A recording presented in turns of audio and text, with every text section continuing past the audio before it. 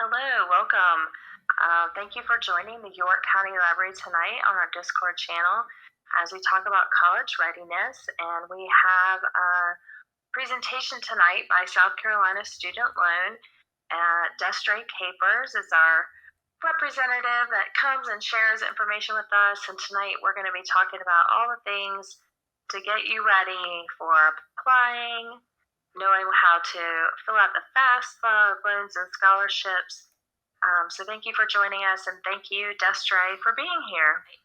It's my pleasure. It's always a good time with you all. Yeah, that's right. So I think you have a presentation for us, and we have some teens in the audience, so they can ask questions, DM me, or we can do questions at the end, Destra? Will that work for you? Absolutely. We can, however you'd like, based upon our timing. We can do questions end, or we can do them while we are talking about it so that it's relevant. Okay, perfect. Well, we'll just play it by ear and see how it goes. And I'll let you get started. Perfect. Well, good evening, everyone. So glad that you are able to join us. I don't know if we have anybody who joined us last year or earlier this year, but we're going to talk about multiple ways to pay for college. So I'm sure you've heard of multiple streams of income. Well, I like to approach paying for college the same way. We should have multiple ways or know of multiple ways to help us pay for our education. So because you all are going to be looking at the screen, I'm going to turn my camera off and we are going to talk about paying for college. So before we jump in too fast, I just want to introduce South Carolina Student Loan to you. We were founded in 1973 and we are a local nonprofit. So our mission is to help residents of South Carolina provide. You can go to the next slide. I'm sorry. Sorry. I've got to get used to that.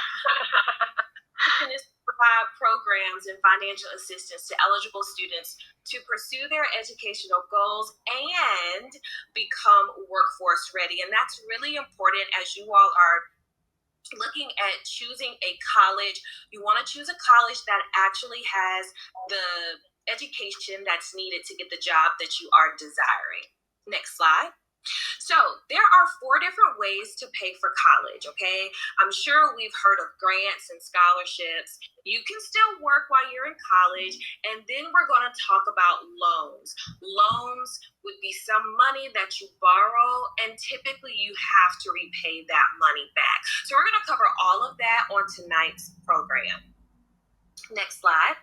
So some helpful websites for you all to visit at your leisure would be sckangle.org. This is managed by the state, and they have 3 major programs that they put on throughout the year to help students obtain the higher education. So the first one is College Application Month. By this time, most high schools have already completed their College Application Month. That's usually when admissions representatives come to your school, help you complete applications for college, and it doesn't matter what college you're going to, they will kind of help you through that process. Also during that time frame, colleges will tend to waive their application fees. So if you're looking to save a couple of bucks here or there, especially if you're trying to give yourself a lot of different options, that's a great time to be applying for colleges. Then College Go SC is currently going on right now. That is an event or multiple events across the state where financial aid offices, TRIO programs, and organizations like myself come together to help students and families complete their FSA IDs as well as complete the FAFSA. And we are going to talk about what the FAFSA is in just a moment. And the last and largest event that the state puts on every year is College Decision Day, where students from across the state come to the State House and represent what they're going to do after they graduate. So whether it's the workforce, military, or yes, indeed, college, you all will be able to represent your choices at that event. Next slide. So the federal student aid, these are also some helpful websites, but they are federal programs or federal websites. So studentaid.gov, you'll hear me talk about a lot tonight. So that is where you complete your FSA ID. So student and parent will need to do that as well. And then that is where you're going to complete your FAFSA. Now, if you're still at the beginning or middle stages of applying to college and you're wanting to search and compare colleges, not only in the state of South Carolina, but nationwide, this is a great resource from the collegescorecard.ed.gov website. So if you're trying to look and compare majors and cost and admissions criteria, this would be the place that you go to see where you kind of size up. Next slide. Now, before we start talking about money, I want you all to understand cost of attendance. So a lot of students understand tuition and fees, right? So that's how much your classes cost and any fees associated with those costs. Those are direct costs towards you attending college, right? But there are some indirect costs. You need some place to live, so you have living expenses. You have books and supplies. Transportation can also be included in that as well. Examples of miscellaneous fees would be if your program required you to get a background check or take a certification exam, you can wrap those fees into the cost of your attendance, so you don't necessarily need to come out of pocket per se. You can use some of the different ways, grants, scholarships, working off campus, or loans to help you pay for those things. And then, of course, loan fees can be wrapped into that. So as we begin to talk about the different programs that come from federal, state, and scholarship money, I want you also to understand that it can cover more than your tuition and fees. Okay, that's often something that students forget to consider. Next slide. So now we're going to talk about the FAFSA. You can go to the next slide. So the FAFSA is the free application for federal student aid. And it's such a fun word to say. And if you've had family members complete it before, some say it's not such a fun form to complete. Well, this year it's coming out a little bit later because it's supposed to be easier for you all to complete. So typically it comes out in October. However, it's going to come out December 31st. That's the guidance that we're getting. And that's when you and your family will be able to sit down and complete this form. This is a federal document that is used to help your financial aid offices figure out your need based upon other students who are going to be attending the same college as you. Okay?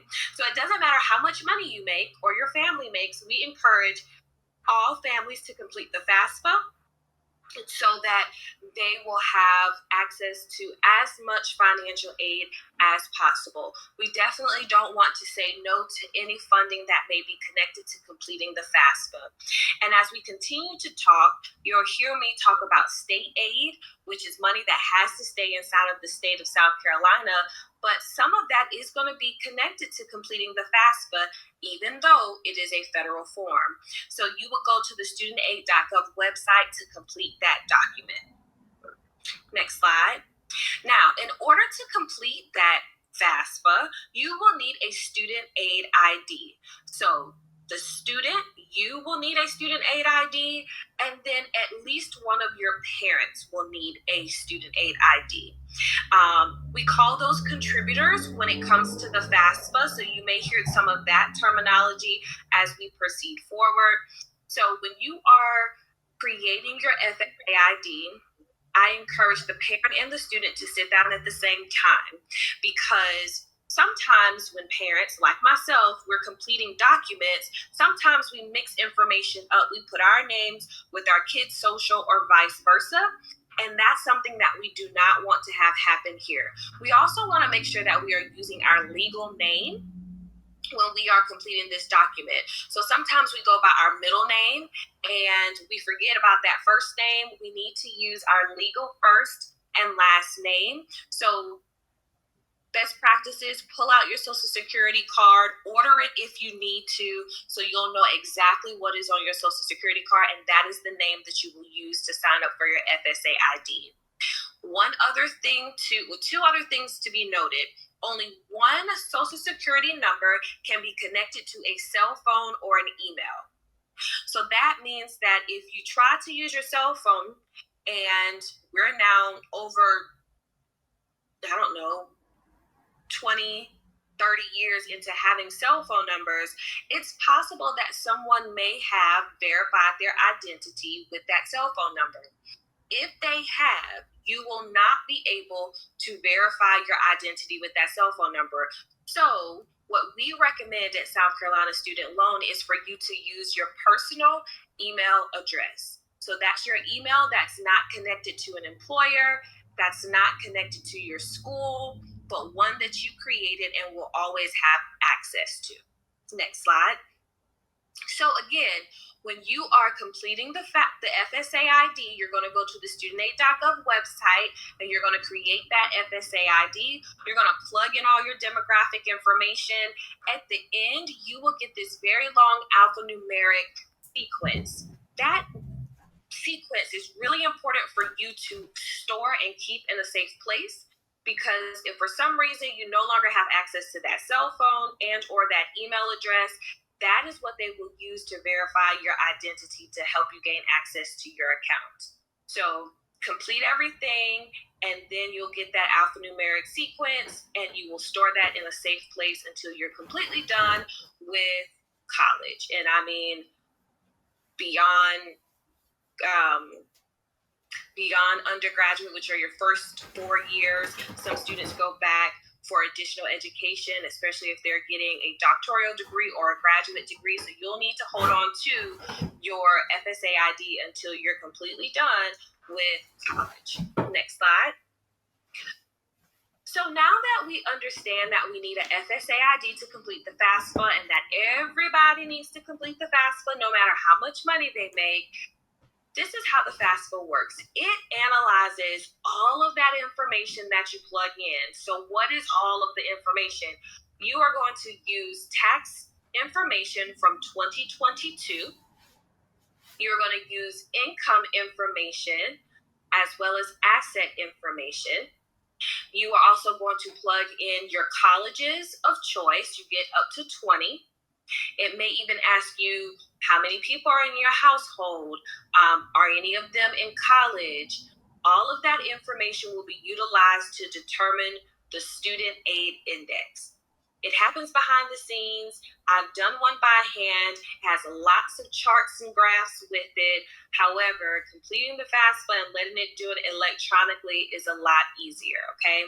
So that's how FAFSA works. And from that student aid index will determine the type of aid that you will have access to from the federal and state level, and even some scholarships as well. Did I hear a question? Okay, next slide. So you do have to use your parents' income information. I will tell you that if you're on this call right now and a parent is sitting next to you, you will 100% be considered a dependent student, which means that you will need parent income information and asset information to help you complete your FAFSA. Now, there are some ways to be considered independent, and they will ask you those questions built into the FAFSA. So things like, are you in the military? Do you provide financial support for a dependent more than 50% of the time? Are you married? Are you over the age of 24? Are you homeless? They will ask you all these different questions, and then depending on how you answer those questions, it will give you guidance on if you are considered a dependent or independent student. So for the sake of this presentation, we are going to consider that everyone will be a dependent student and will need parent information. And one of the great things and upgrades to the FAFSA is that it's going to have a parent wizard in there this year. So based upon how you and your parent answer questions, it will tell you who needs to contribute to your FAFSA. So if your family isn't a traditional nuclear family where mom and dad are still in the household together, then you may actually need to have more than one contributor. Also, if they file taxes any differently than married filing jointly, it is possible that you will need to have more than one contributor. So don't try to wreck your brain right now to figure out who needs to contribute. We're just going to use that wonderful built-in parent wizard to help you figure out who needs to contribute. Next slide. So after you complete the FAFSA, there is a student aid report that comes to you. It has some estimated awards based upon federal programs that are offered. Now, again, this is an estimate, so don't take this as this is all the money you will have access to. Especially in the state of South Carolina, there's a lot of money that the state provides to you based upon merit and need that can change as you are going through that financial aid process at your admitted college. So just hold it, review it for any errors, and then make the corrections by logging back in and making any corrections that you need to make. Now, all of the colleges that you've listed on your FAFSA, they will receive the report as well. And as you begin to get admitted into the school, then early spring, they will start working on what we call an award letter, a financial aid award letter. And that's where you're going to have a more detailed and accurate depiction of the type of aid you will have access to. Next slide. Now, we understand because we are using income from 2022 and we are about to enter 2024, things may have changed. So if you've experienced any hardships or your family has experienced any hardships, such as hours being cut back, income that has been reduced, a change in marital status, or a parent has become sick or disabled, or anything else that's listed here, you're still going to complete the FAFSA the traditional way by pulling in your 2022 income tax information. However, the next piece to that is advocacy work. You have to go to your financial aid office and let them know, hey, XYZ has happened, and it's not an accurate depiction of what's currently going on in our household. They will ask you to provide proof of that hardship, and then once they have that information, they can go in behind the scenes and recalculate your student aid index, which in theory should decrease and make you more eligible for aid. It's not guaranteed, but they can go in and decrease it based upon the information that's been provided. So it's really important that you communicate that information if these types of things have happened since 2022. Next slide.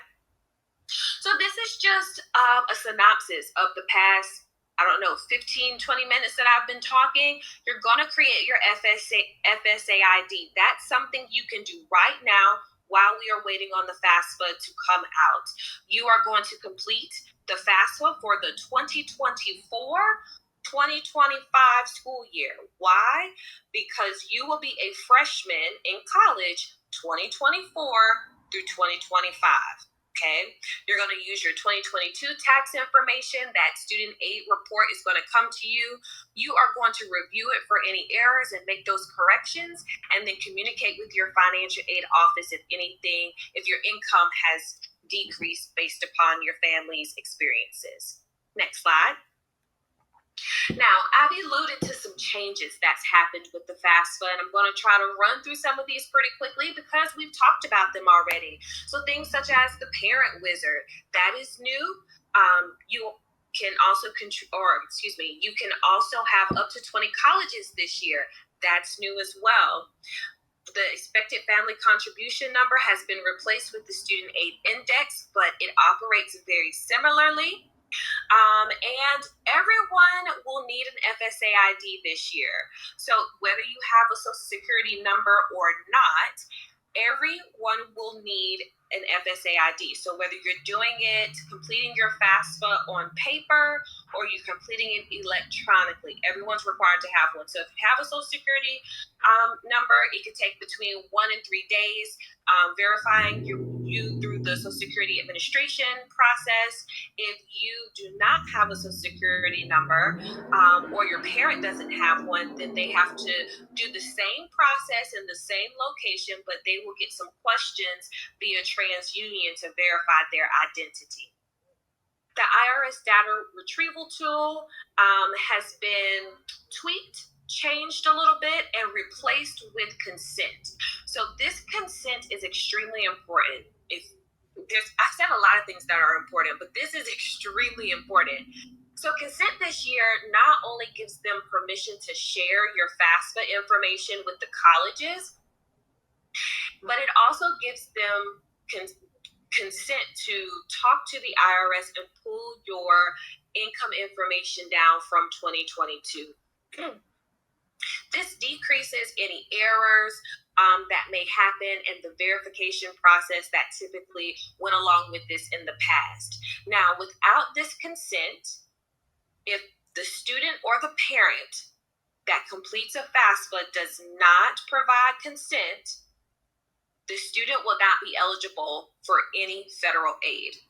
Even if you go through and plug in everything manually, even if you complete a paper application, you will not be considered to have a complete FAFSA on file. So please, please, please keep that in mind. Everybody has to provide consent.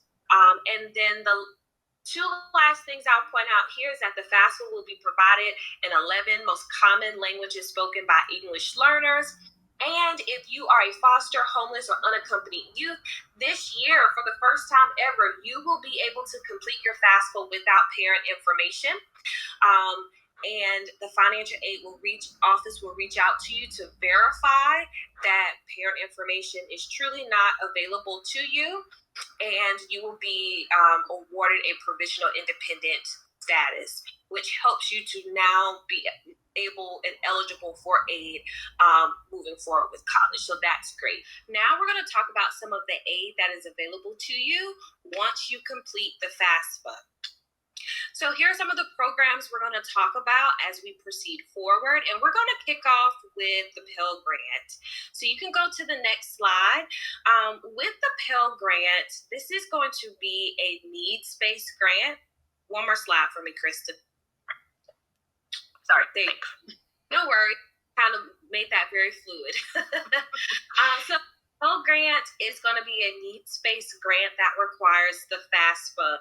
And you will see that that is a theme as we are talking about federal aid moving forward. All of them will require the FAFSA. This is for undergraduate degrees only. So if you are looking to get a graduate degree, which means you already have the 4-year bachelor's degree, and now you're looking at getting a master's or a postmaster's or a PhD, or there's a lot of doctoral programs, so let's just call them doctoral programs, they will not be eligible for Pell Grant.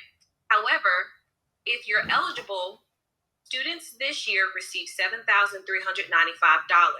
Now, as we start to talk about money, I want you to split it in half, because half is given in the fall and the other half is given in the spring.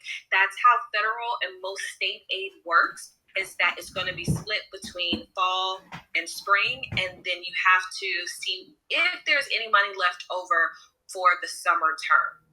Next slide. All right, so we're going to talk about the Federal Supplemental Education Opportunity Grant. Say that 5 times fast. This also requires the FAFSA, and this student needs to be Pell eligible. This is going to be based upon need. And if you've ever heard of colleges running out of money or the importance of completing the FAFSA in a timely manner, this is why. Each college that receives this money gets a certain amount of money each year. And internally, they decide how much money they will give each student. So it's possible for you to get $4,000 in 1 year from one school in this program or this grant, and then another school may offer you $2,500 based upon their budget. Okay, so it's possible for it to look different at different schools, but in order for you to be eligible for this and not put yourself in a situation to not receive it, completing that FAFSA as early as possible is going to be key. Next slide. We still include the Iraq and Afghanistan service grant because they've added terminology in here for dependents of people who have lost their lives in the line of duty. And it's the same amount as the Pell Grant. So as long as you are under the age of 24 and seeking to enroll into college, and you are a parent of someone who was lost in the line of duty, not just the military, then you can also be eligible for this program as well. So again, complete the FAFSA, but you can't be Pell eligible because it's the same amount of money as Pell. Okay, so the $7,395. Next slide. And if we have any future educators on the line with us, there's a lot of different programs you'll hear me talk about. This is one that's a federal program. So you must be enrolled in an eligible program and teach in a critical subject or critical geographic area. And you must agree to teach at least 4 years after you graduate from college within an 8-year time frame. The award for this is up to $4,000 per academic year. And if you do not meet one of the criteria, teaching in a critical subject area, critical geographic area, you only taught 3 out of the 4 years, one of those things are out of skew, then this turns into an unsubsidized loan, which means that you now have to pay it back. Okay. Now, the good thing about this is that if you say, oh my goodness, I want to get out of South Carolina, but I'm going to stay in state so I can keep my tuition costs down, you can decide to take a job anywhere within our country as long as it meets this criteria, and you won't have to pay that money back. However, if you teach at a school that doesn't need it, you would need to pay it back. And we're going to talk about what unsubsidized means in just a moment. Okay, so state programs. Next slide. So we're going to talk about these 5 different programs. The first 3 are scholarships, and you can look at those as a hierarchy of rigor and money. All of these programs are administered by the Commission on Higher Education, and the first 3 we're going to talk about merit-based, and then the last 2 are a little different. Next slide. So before we hop into the programs, because this is state money, they have some state eligibility criteria connected to it. So you do have to be a South Carolina resident when you graduate from high school, have to be a U.S. citizen or a permanent resident. You also have to be enrolled in a degree-seeking program at a public or private South Carolina institution. Okay, this money cannot be taken outside of the state of South Carolina. Also, annually, students have to certify that they've never been convicted of any felonies or has not been convicted of any alcohol or drug-related misdemeanors. So it's important that we continue to make good decisions with our friends, with the locations where we find ourselves, because if for some reason we end up with a felony or a drug or alcohol related misdemeanor conviction, then we could be losing out on money as well. Next slide, and you can hit it twice. And we're going to start talking about Palmetto Fellows. So if you're currently in high school, you've probably heard of this program.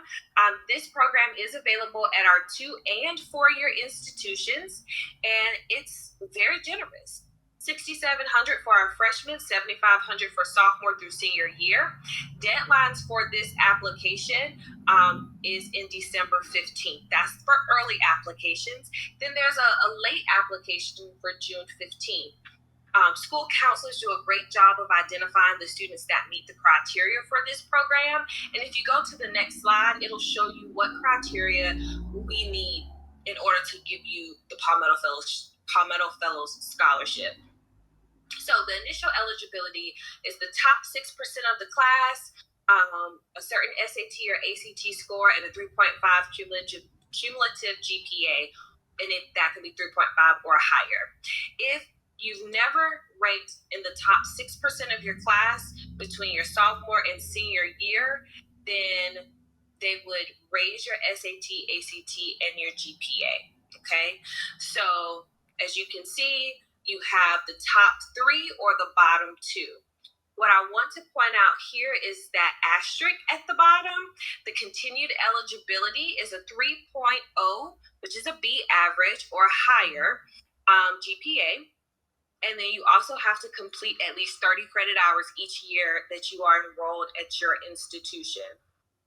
So each year, it'll progressively go up. So your sophomore year, you need to have 60 hours completed. Your junior year, you need to have 90. And then by the end, you need to have 120. And that's usually a bachelor's degree. Now, the key word here is your home institution. So if you end up going to Winthrop and you say, well, over the summer, I'm going to take some classes at York Tech. They will not count your classes taken at York Tech into your GPA for the eligibility for the Palmetto Fellows program. Okay, so in order to keep that GPA, all of your classes at Winthrop or your home institution in South Carolina does need to be a 3.0 or higher. Next slide. So now we're going to talk about the Life Scholarship. This is the most awarded scholarship in our state. It is also available at 2- and 4-year institutions. But as you can see, this one is a little bit different because 2-year institutions have a different criteria than the 4-year institution. For the 4-year institution, they're looking at 2 of the 3 that are listed there. And as you can see, the ranking has gone up. So it's at the top 30% of your graduating class versus the top 6%. The GPA has come down a little bit. The SAT has come down a little bit. So it gives more students the likelihood of being able to actually receive this scholarship. Now, if you are going to a 2-year institution, because those are access institutions, they don't require SAT or ACT in order to be entered, in order for you to gain entry or admissions into their college. They just require you to have that 3.0 GPA in order to be eligible for life. There is no separate application for this program. It's your final high school transcript, and it can be up to $5,000 towards your cost of attendance. Now, life is also a little different because you can earn it while you're in college. So again, if you entered into college, you didn't have the criteria you needed in order to be eligible your first year, but then at the end of your freshman year, you had those 30 credit hours and that B average, then you will be eligible for life your sophomore year as long as you continue to meet the eligibility requirements. Another thing that makes the life stand out a little bit is that they will take into account the life of college classes that you've taken. So if you're taking any dual enrollment classes, they will calculate that into your GPA at the end of your freshman year. Those classes, those dual enrollment classes, will follow you because they start your college transcript. They will follow you until the end of time. Okay.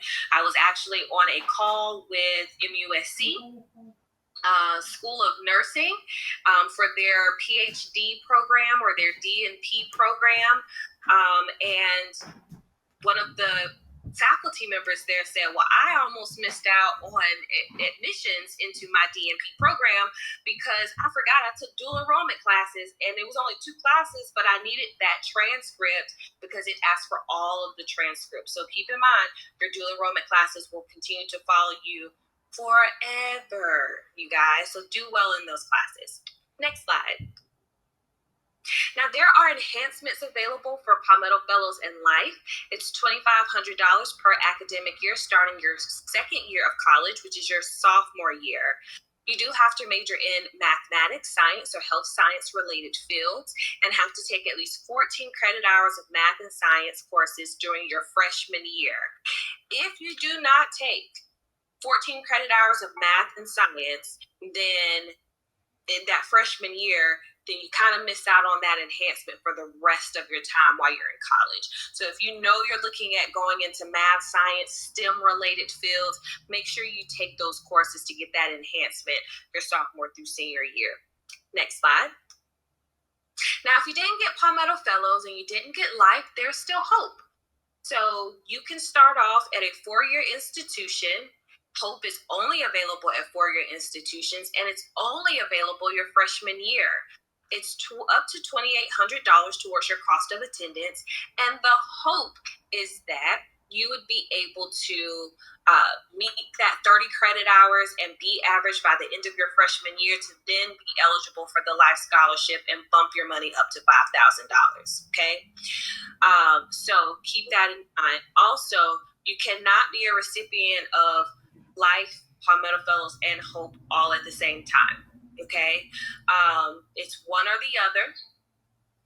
I know we like to stack things. It reminds me of Uno. However, this is not one of those situations where we can stack all of the scholarships because it's all coming out of the same pot. But you can stack other scholarships other than these state-funded scholarships. Next slide.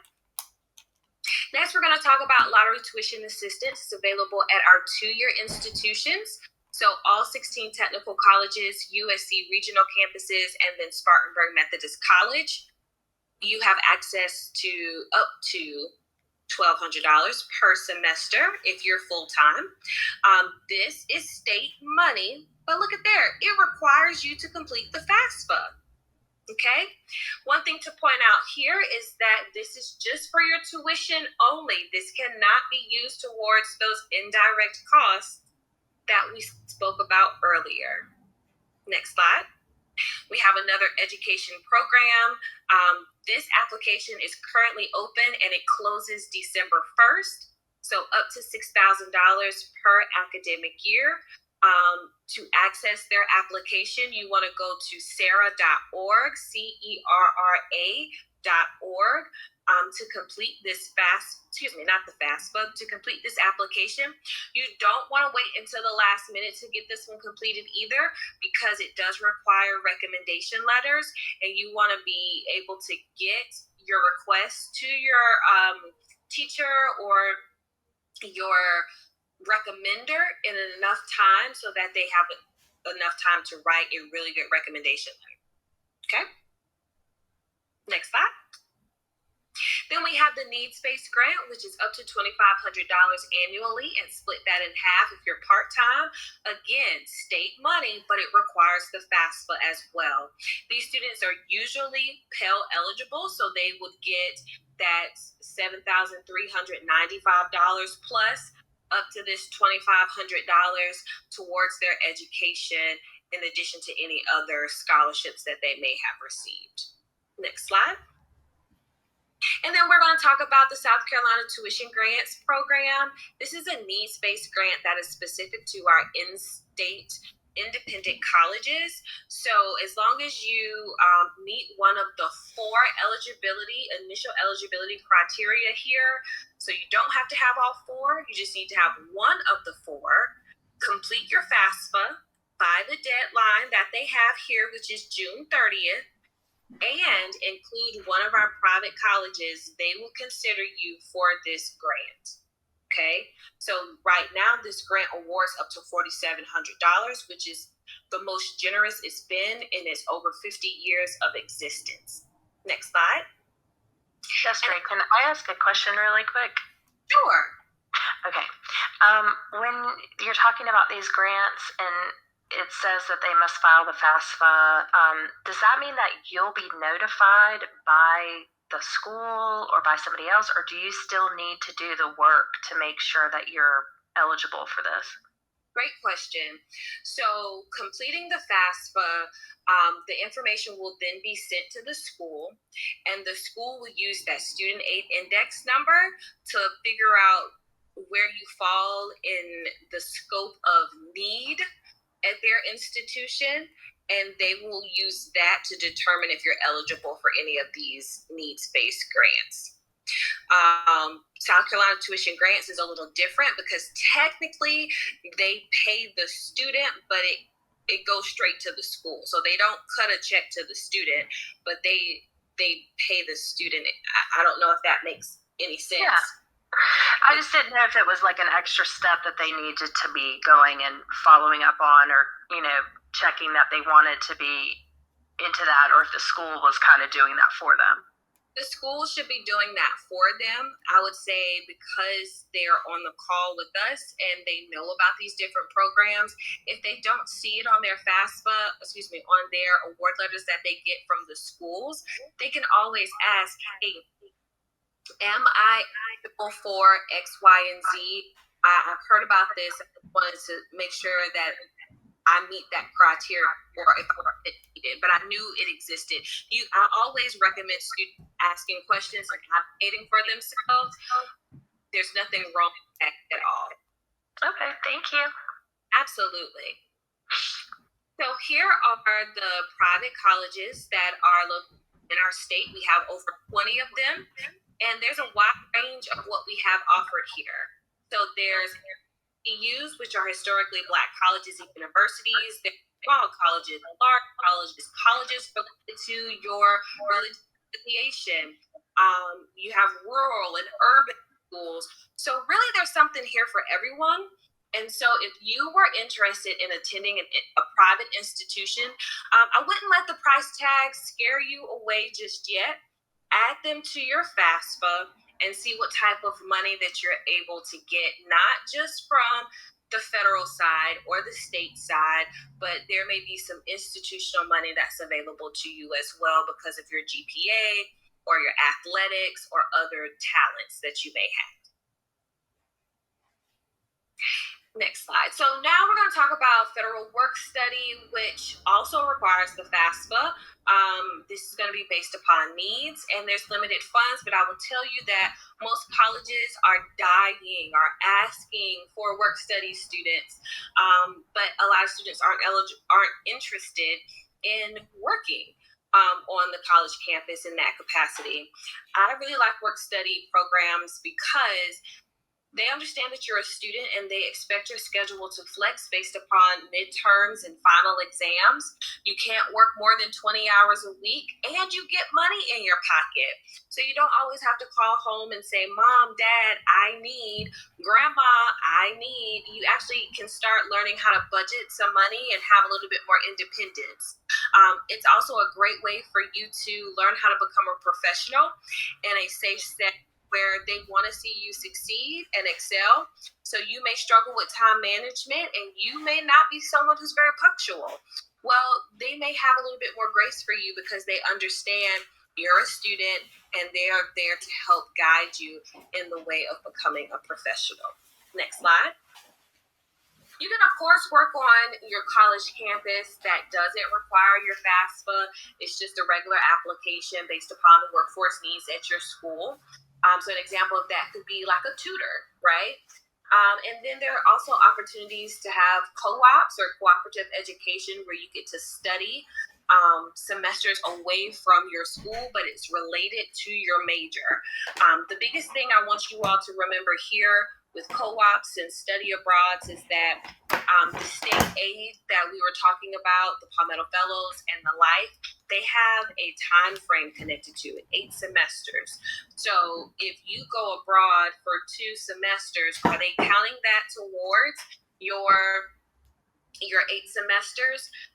Some institutions, yes. Some institutions, no. But you want to have a conversation before you make that decision so you know that you have enough money left over when you get back to finish your education. Scholarships will probably be one of my favorite sections to talk about, not just because that's what a lot of students ask for, but in this section I try to give you things to consider that's different from what you may have thought of before. So if we can go to the next slide. This slide is essentially saying you should not be paying for a scholarship search, scholarship, they should be paying you, okay? So don't fall for the okie doke. Let them give you money. Don't pay them anything. Next slide. So here are some of my tips that I've collected over the past 10 years working with students, preparing for college, and just meeting different organizations. And I want you all to seriously consider looking for money in these places in addition to your typical places and websites, and we're going to talk about those as well. So the first one is looking locally, right? So there are civic and community organizations that have scholarships that a lot of students don't pay attention to because they may not be a lot of money, right? And typically students and families look for the thousands of dollars or the tens of thousands of dollars. But if you look locally, I bet you can find some really good opportunities, and a lot of students won't be paying attention to them, and you have a high chance of obtaining them. The second one is just really employers in general. If you're working somewhere, your parents are working, ask them if they have any educational benefits available to attendants, if it's your parents, or to employees. You never know what's available. I will tell you that KFC, Chick-fil-A, Burger King, a lot of the first time working places have some type of scholarship connected to working there. The third thing on here is lemons into lemonade, and I love me some lemonade, but a lemon is pretty tart. So I'm sure we've all experienced some type of hardship while we've been trying to access our education or just in life in general. So whether it's a medical condition, an emotional condition, a physical condition, there's something, a learning disability, there's something out there that we may have experienced that was a hardship. So how do we turn that hardship into lemonade? We find a scholarship that's offering money because, right? So the easiest of this would be left-handed individuals. The world is made right-handed people. So there are scholarships there for being left-handed. There are scholarships out there for being a redhead. There are scholarships out there for being dyslexic.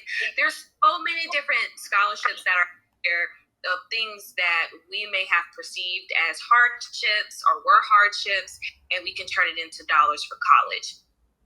Institutional scholarships would be something that a lot of first-time freshmen overlook because how it's written, a lot of them feel as if still in high school, that's not going to be me, but I need you to already be thinking like you are a college student.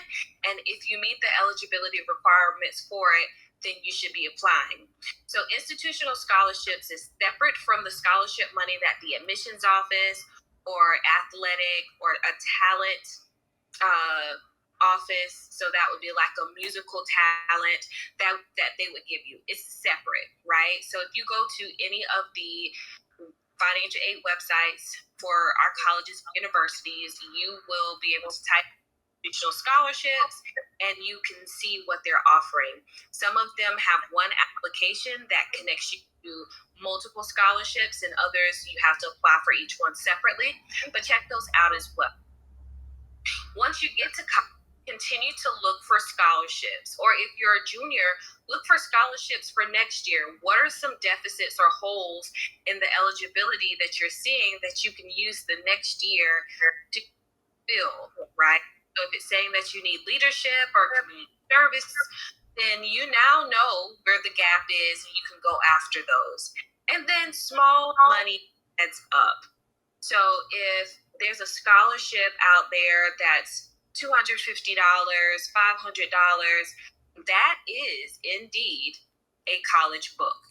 And it, depending on what your major is, it may not be a college book, but it's something that can help you pay for those books. Or sometimes the money is paid to you directly and you can pay for some out-of-pocket expenses. So whether it's sliding $50 to you because she's proud of you, or your church giving out $100 because you're graduating, we accept all money and checks as long as they don't bounce. So we don't want to look to any money at all. Next slide. So on this slide, we have some scholarship searches that we would recommend. The one that I want to point out to you here is this that is local to South Carolina. And I had a meeting with them last month and they said, Ms. Capers, what can we do to get our scholarships in front of more students? We have scholarships that go unawarded because students are not applying to them. So they have the window where scholarships are available and no one applies. So I would encourage you to definitely check out the doorfoundation.org scholarships because they are local to South Carolina and they are specifically wanting more students to apply. Next slide. We have our 1K college giveaway. So if you spent any time in the library within the past year, you've probably seen this brochure floating around, or you came to the scholarship workshop that we did earlier this year. And this is just an easy way to potentially win $1,000. This is open to college students, high school, juniors, seniors, and their parents. Okay, so there on the back of this card here, like if you were in the library, there's a QR code, or you can go to the site there, and you just put in your name, telephone number, email, and we pull one random every single month to win $1,000. It's good for in-state or out-of-state, and even though we're a student loan organization, this is truly a giveaway of $1,000. So enter today to win. Next slide. All right, so I'm doing good on time here. So we're going to talk about loans, and I know a lot of students are concerned about student loan debt.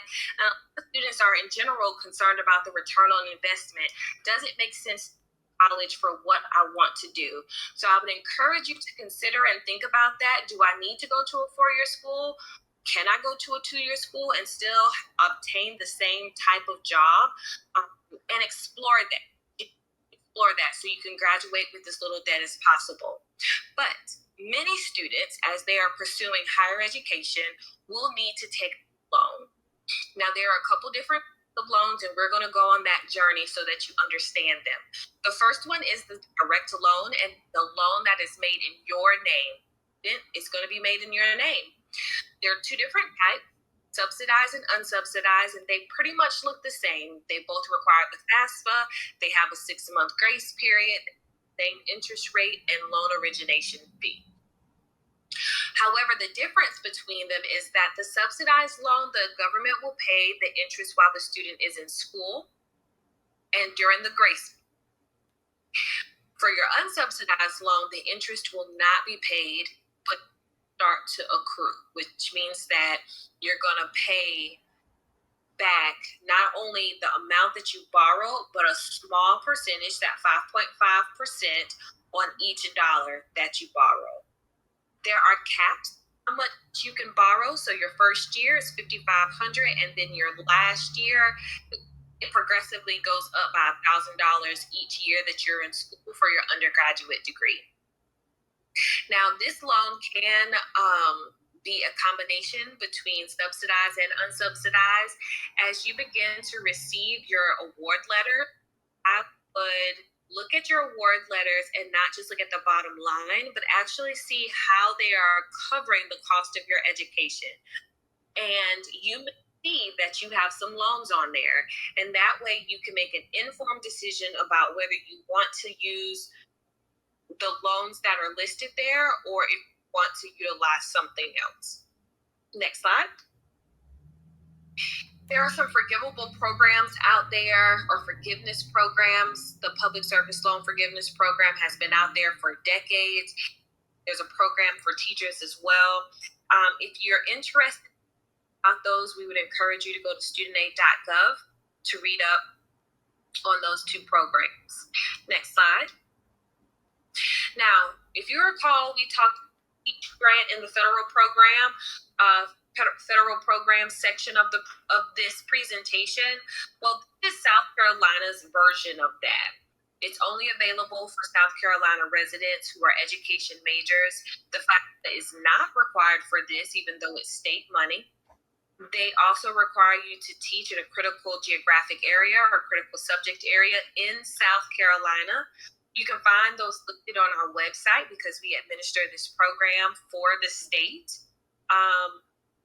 And they have caps on how much money that you can borrow as well. But just like the TEACH program, if you don't teach in one of these geographic or subject areas, you do pay the money back. So we would encourage you to maybe not take it out your freshman year, but look at your sophomore through senior year when you know for sure that education is the path that you are going to decide to go down. Next slide. This is the Federal Direct Plus program, which is also called the Parent Plus loan. This is a loan that is not made in the student's name, but made into the parent's name. And it can only be utilized for undergraduate or bachelor degrees. There is some creditworthiness that's required here, and the FAFSA is typically not required. The parent cannot exceed the cost of attendance. And you have a little bit of flexibility here on how you pay. So 60 days after the final disbursement or 6 months after the student exits school. Now, there's an interest rate here that's evaluated on an annual basis. So this is the interest rate for this year, and it is fixed, which means it will not move, and is unsubsidized. So if you remember from the student section, unsubsidized means that interest accrued the student is in school. Okay. There's also an origination fee. So remember, the student had a 1.075 origination fee. On this one, the parents have a 4.228%. And one of the things to note here is that it doesn't matter how good your credit is, everybody gets the same interest rate and everybody has that origination fee. So some families who say, well, I know I have a really good credit score, I want to search around and look for a better interest rate, and that's when they'll start looking at private student loan lenders. Next slide. So when it comes to private student loans, there are a plethora of companies out there, and we are one of them. We are the only company in South Carolina that serves the state of South Carolina that is focused on building the workforce in South Carolina. So because we are a nonprofit and we're here in the state, we're able to keep our interest rates very competitive for that Parent Plus loan. Our application is completely online and it gives an instant decision. We have variable or many ways that you can select the term that works best for you. So fixed or variable rate, how long you want to pay on it, or if you want just the interest while the student is in school. We have all of those options available to students and parents in the matrix. Student rates are currently as low as 7.5 and parent rates as low as 6.75. And guess what, y'all? We don't have any origination fees. So that 4.22 at 1.075 that we saw on the previous options are not calculated into our student loan at South Carolina Student Loan. Next slide. We also partner with 6 of our colleges across the state that offer life programs. Those are transitional programs for students who have severe disability, who need to work on workplace readiness, independent living skills, do it on the college campus. So we partner with those colleges to help those families cover the cost of attendance as well. Next slide. And our newest initiative is called BOLD, Better Outcomes, Less Debt. It is what we call our solution to student loan debt, right? So we partner with employers who are willing to help pay down student loan debt while they recruit you early. We have partnerships with Carolina, McLeod, Conway, and some EMS organizations from across the state. We're also in conversations with other industries, and our website will update as we get that information solidified. But essentially, you are recruited as early as your last 2 years of education, and they will cover X amount of student loan that you need to cover your education. So anywhere between $7,500, depending on the program or the pathway that you're in, all the way up to $5,000. So very employers, in exchange, they want you to work for them. So you have a guaranteed job upon graduating college. And very last slide is my contact information. I don't think that was 20 minutes. So I'm Miss Caper, the one down in the middle there. So you have my contact information. I also have Jonathan Rhodes and Caitlin Lacey. They're my outreach managers. They are available to assist you all with any questions as they come up. And with that, Miss Krista, I will open it up for any questions.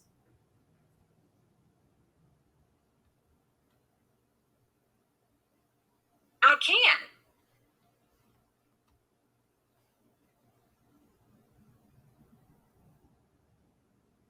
Okay. There's bookmarks out or the information out about your $1,000 of money. Can more than so? Can it just be the student? Can their parents apply for that as well? And then I know you can apply every month. If they win, does that mean that's it? They never can apply again, or can they try again even if they've won the money? So if they win, they won't be able to win within the same year.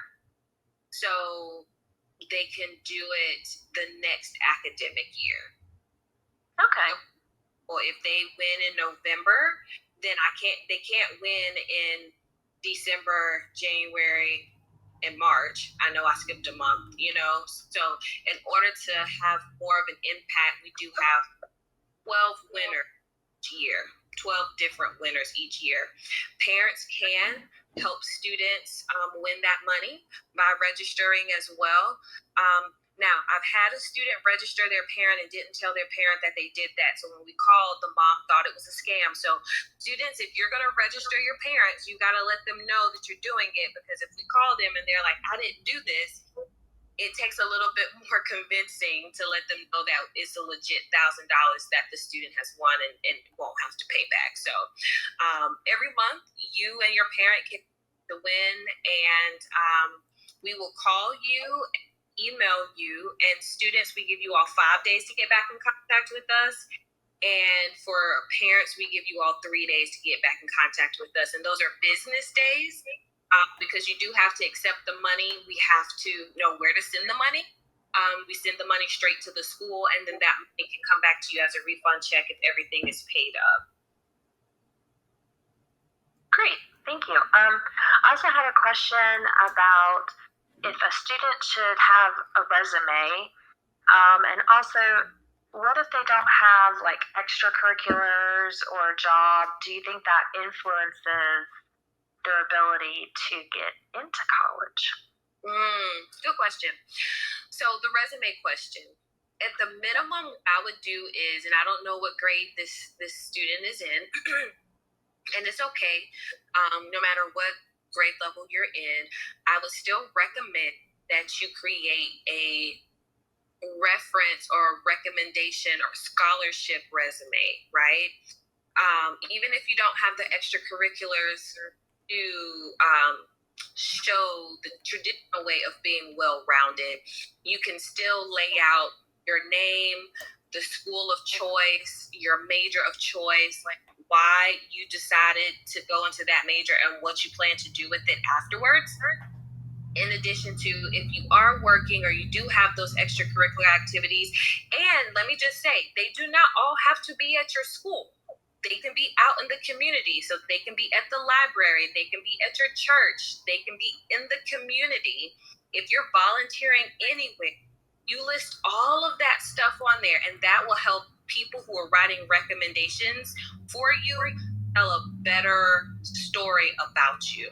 So that's one about the resume.